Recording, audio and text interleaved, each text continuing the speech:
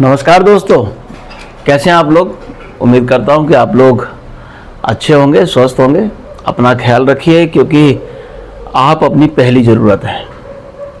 आज एक कहानी याद आ रही थी, मुझे लगा कि मैं आपके साथ वो कहानी को साझा कर लूं। एक बार एक राजा थे, गुलाब राय। उनके मन में एक प्रश्न आया कि सच्चे ज्ञान की खोज क्या है।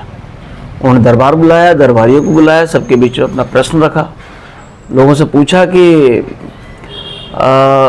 सच्चे ज्ञान की खोज क्या है। दरबारियों ने अपने अपने हिसाब से राजा को जवाब दिया, लेकिन राजा संतुष्ट नहीं हुए। महामंत्री ने कहा कि राजन, मुझे लगता है कि इस प्रश्न का जवाब श्रृंगी ऋषि दे सकते हैं। राजा ने पूछा, कहाँ मिलेंगे श्रृंगी ऋषि।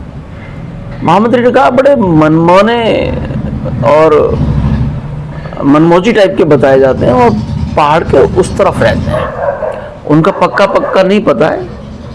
तो राजा ने कहा, चलो कोई बात नहीं, आज हम ही चलते हैं ढूंढने। तो राजा ने अपने कुछ खास लोगों को साथ लिया, कुछ सुरक्षा कर्मियों को साथ लिया और श्रृंगी ऋषि की तलाश में निकल पड़े।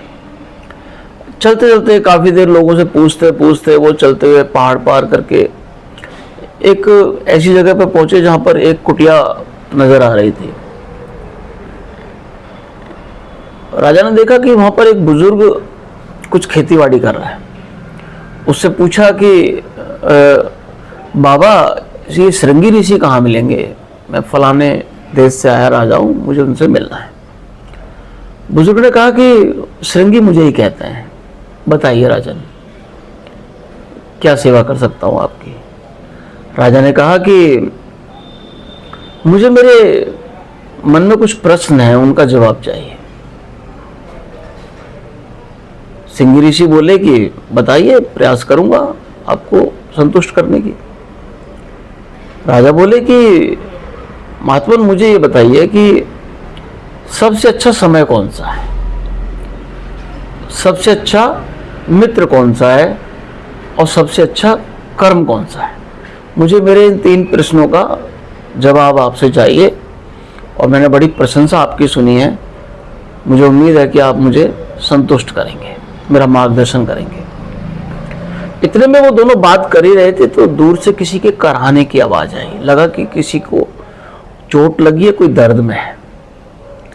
तो श्रृंगी ऋषि, राजा और बाकी सब लोग उस दिशा में आगे बढ़े। वहां जाकर उन्होंने देखा कि एक व्यक्ति कांटों में, झाड़ियों में लहूलुहान पड़ा हुआ था। श्रृंगी ऋषि दौड़कर गए, कुछ जड़ी बूटियां लेकर आए। राजा ने दौड़ के उस घायल व्यक्ति को बाहर निकाला और श्रृंगी ऋषि के हाथ से वो औषधियां लेकर उस घायल व्यक्ति के शरीर पर, उसके चोटों पर लगाई।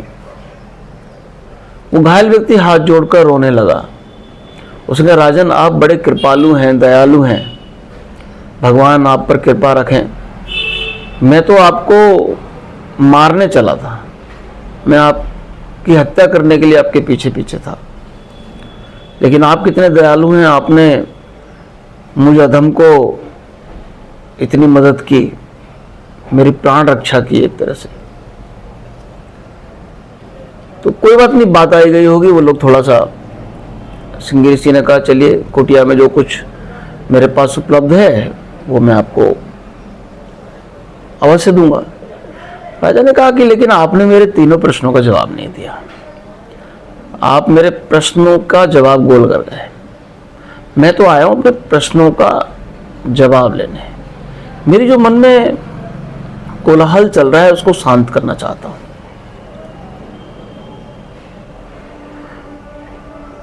श्रृंगी ऋषि बोले कि राजन, आपको अपने 2 सवालों का जवाब तो मिल ही गया है। आपका एक सवाल था कि सबसे अच्छा कर्म क्या है। तो सबसे अच्छा कर्म है परोपकार, जो आपने अभी किया है। परोपकार का कोई मुकाबला नहीं है। फिर आपने पूछा कि सबसे अच्छा समय कौन सा है। राजन, सबसे अच्छा समय वर्तमान है। भूतकाल की यादों में रहकर परेशान होना और भविष्य की चिंताओं में घुलकर वर्तमान को खराब करना कोई अच्छी बात नहीं है। सबसे अच्छा समय है वर्तमान, जो आज है, अभी है, वही सही है। और आपका तीसरा प्रश्न था कि सबसे अच्छा मित्र कौन है। तो राजन, मैं बताना चाहता हूं आपको कि सबसे अच्छा मित्र इस संसार में आपका मन है। आपका जो मन है वो हमेशा आपके साथ रहता है, कभी आपका साथ नहीं छोड़ता, और हमेशा आपको आपके व्यक्तित्व के हिसाब से आपके परस्पर सहयोग में रहता है। राजा ने कहा कि महाराज, आपने मुझे संतुष्ट कर दिया है। सिंघी बोले कि संतुष्ट इस मायने में भी है कि जिसको इन तीनों चीजों का पता चल गया, समझ लो उसको ज्ञान की खोज पूर्ण हो गई, उसको फिर इसके बाद भटकना नहीं पड़ता। जिसको यह पता है कि मेरा मित्र कौन है, शत्रु कौन है, जिसको यह पता है कि आज समय मेरा कौन सा सही है, और जिसको यह पता है कि क्या करने योग्य कर्म है, क्या छोड़ने योग्य कर्म है, समझ लो उसकी ज्ञान की खोज भी पूर्ण हो गई। तो आपको कैसी लगी कहानी जरूर बताइएगा। मैं हूं शकुन रघुवंशी, लेकिन ध्यान रखें, आपको नहीं बनना है किसी के जैसा, क्योंकि परमात्मा ने आपको नहीं बनाया है किसी के जैसा।